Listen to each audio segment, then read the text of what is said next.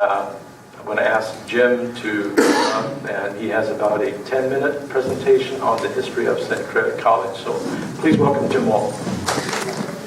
What I thought we'd do this evening is do a quick stroll down memory lane. Now, some of you will remember much more than others, but we'll start out. Centralia College is the oldest continuously operating community college in the state of Washington since 1925. In order to be a president, you have to be able to say that in 5 seconds. So. Actually, to be a trustee, you have to do that. We did start in 1925, and this was the roaring 20s. Lots was going on in our community.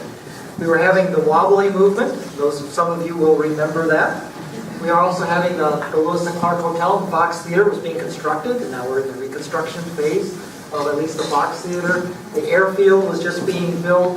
The Chehalis residents, I thought this is great. Chehalis residents celebrated the strawberry crop with a 2-ton cake and 1,000 quarts of strawberries. Now, Melanie, there's the challenge. Unfortunately, Morton had a little bit of a fire and wiped out the whole downtown. Coldest temperature was 4 degrees, the hottest was 105. We do have global warming, but it was pretty big back then. But the most important thing, obviously, Centralia Junior College opened in 1925. From 1925 to 1950, the Centralia College was in the 3rd floor of the high school. And some of you will remember the old high school. And the only thing left now from the old high school is the gym. We'll see that as it's being constructed in a couple of seconds. And the 2 trees that were right out in front of the high school as you walk into the entrance, those are there. They were saplings in 1925. They're huge trees right now. Steve, what species are those? They're Deodorus. Deodorus cedars. Yep. Lisa Carlson will verify. And there was the high school. Some of you actually walked through the entrance into the high school, and we were up on the 3rd floor. Centralia College came about for a very interesting reason. Charles Littell was the superintendent of schools. He'd gone down to Stanford and was starting to work on his master's degree down there. He was only there for a year, didn't quite get his degree. But they were studying this evolution of this new phenomenon that was coming across the nation. It was the establishment of junior colleges all across the nation. He came back up to Centralia and said, I really want to do this.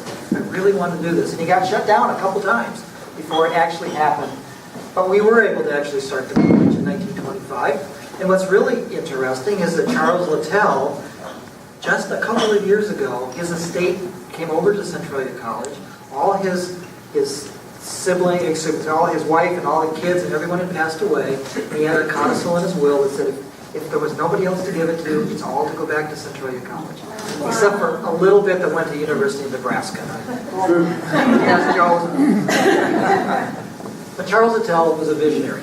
He obviously had a mission, and he established that mission, and he started this right here. He then went on to help establish Yakima, and went on to help establish Grace Harbor. So he really brought community colleges to the state of Washington. Pretty amazing guy.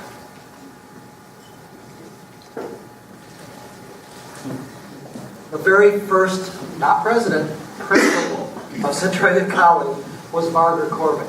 1925 to 1949. She outdid all of us. She was a pretty amazing lady. A lot of things happened. 1925 to 1949, the Great Depression, World War II, lots of things going on. We'll talk about those in just a quick second. And some of you may remember both Frances Moeller and Alice Ford. Margaret had a huge influence on a lot of people in a very, very positive way. First class, 1926, 1927. As Miss Corbett, whose untiring efforts on behalf of the Centralia Junior College has helped to make its success possible, we, the students of Centralia Junior College, affectionately dedicate this yearbook to Margaret Corbett. Look at all the clothes. Look at this hairstyle. It's pretty amazing. In the beginning, we were under the auspices of the University of Washington. The Dean of the School of Education actually came down and hired all the faculty in 1924-25 before we opened. And they would come back year after year for many years and make sure the college was doing exactly what it said it was going to do. So we opened in September of 25 with 15 students, 68 students the next year. Tuition, I wish it was still $100 a year. Can you imagine? $33 a quarter. Now it's $4,000 for the year. But in 1927, the first 2-year cohort, we graduated 5, and the next year we graduated 15. And the yearbook, I thought this was very interesting. The Centralia College Junior College is under the auspices of the Centralia Board of Education, the Superintendent of Schools, sponsored by the University of Washington. All of the affairs were handled by the Superintendent of Schools at that time. Junior college credits were accepted in full without examination at the University of Washington, Washington State Normal School, WSU, Stanford University, Northwestern University, Monmouth Teachers College of Oregon, and in fact, the junior college credits are good wherever University of Washington credits are accepted. Quality right from day one. Everything we did, top quality, all across the nation. And all of the graduates in 27 and 28 either went to the University of Washington, Washington State University, which is now, or USC. All right. Yeah. I was waiting. Athletics were a little different back then. Women weren't allowed to dribble, and I don't think you could even pass beyond half court. I think it was rather interesting. And our football team, the helmet laws were not quite the same as they are today. Then the Depression era came along, and this was a tough time. And this is where Margaret Corbett really shone. And she decided this college was not going to fold. And other colleges did. Other colleges shut down. But she decided this was not going to happen. And so we did have 141 students and 12 instructors in 30, down to 57 students in 33, 145 in 39. But what was really important is that the students were allowed to pay whatever they could afford, and teachers took IOUs. And the board at the time basically said, okay, if you need a loan, we'll give you $5, $10, $15, just tell us what you need. That's all they needed. Teachers took that $5, $10, $15 to live on, to eat and to take care of their families. But they got IOUs, and every one of those IOUs was paid back later on. But she did. She got us through that time period. And this is the gym, 1935. Looks like a prison. Solid concrete. But it's still there, and it's gone through every earthquake, and it's still pretty strong. So, great facility. World War II came along. Same kind of thing happened. Enrollment dropped to 45. We graduated 7 in 1944, 3 in 1945. The guys had all gone off to serve in the war. The graduating class must have been a great one. 3 women. They were probably phenomenal people. But we survived. And again, Margaret was here during that time period. So she really did help this college stay alive. 1945, things began to look up. The war is over.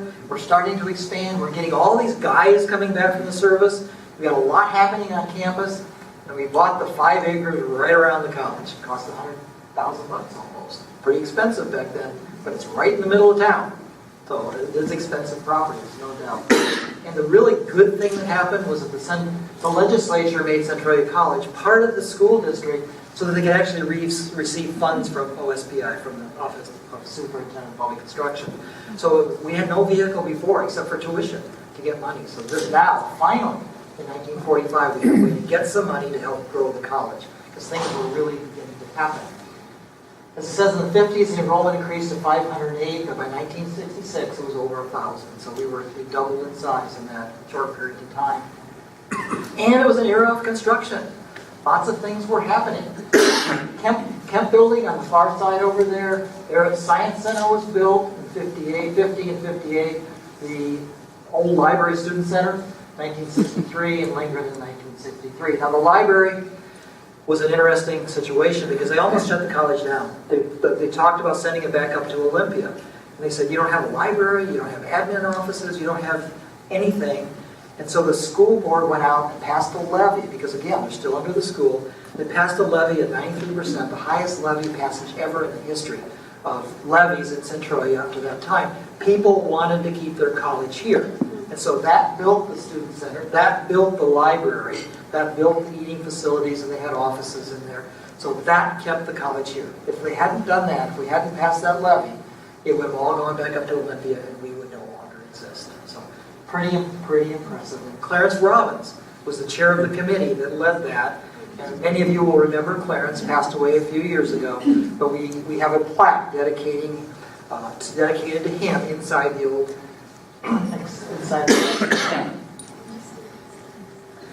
In 1961, we became Centralia College. Now, it was just a name change. It went from Centralia Junior College to Centralia College, and I don't know why. Because didn't have anything to do with the community college system or anything, but all of a sudden they just decided to change the name to Centralia College. But they did in 1961, and in 1967, the Community College Act was passed, and we became Community College District number 12. So that is our area, and it did include all of Lewis and all of Thurston County. And then now we're moving into the period where Nels kind of took over. He came in when we were a two-campus district. If you remember, the Olympia Vocational Technical Institute, OVTI, was the college. It was all a vocational school up there in Olympia, but they were part of our campus, and we actually had a bus running back and forth so that people could go up there to school and back down here to school. Then in the middle 70s, 76 to 80, it took a little while, a lot of fights in the legislature. A lot of people didn't want it, a lot of people wanted it, but we finally separated from South Puget Sound Community College in that time period. And I thought I'd just throw this in. In 1965, we had $5,000 in scholarships we awarded. This last year we did 550. I think it was actually 550,000 rather than 505. But a lot more work has been done in the foundation, and they've just done an absolutely phenomenal job in being able to award scholarships to our students. In the last several years, beginning with Hank's work, Kirk Library, well, that was just before Hank. That was probably part of Nels, wasn't it? I'm not sure.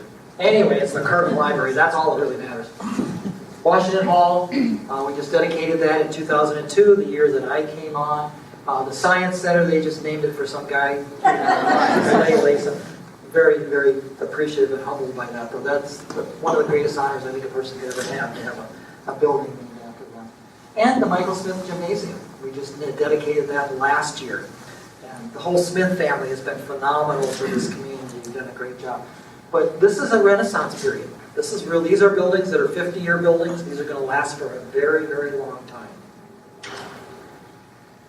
But we're not done. The president is never done. And I will, right to the very last day, be talking about our vision and where we want to be in the years to come. And we'll pass this on to the next president. And that person can talk about where they're going to take us over the next several years. Transalta Commons is obviously the big building right in here. It's not going to look like that, but it's going to look a whole lot prettier. It's going to be a very, very nice building. That's the next project. And the one right after that is consolidation of childcare and putting in a brand new childcare center. And we've got great support, I think, in the state board and the legislature for a new childcare center. So that's going to come up in not this next biennium, probably not even until the following biennium. But it's on the books, and we're going to keep it. We're going to keep working on it until it actually happens. And now I think we'll just turn it back over to Arnie, and we'll go ahead and talk about whatever you want to talk about.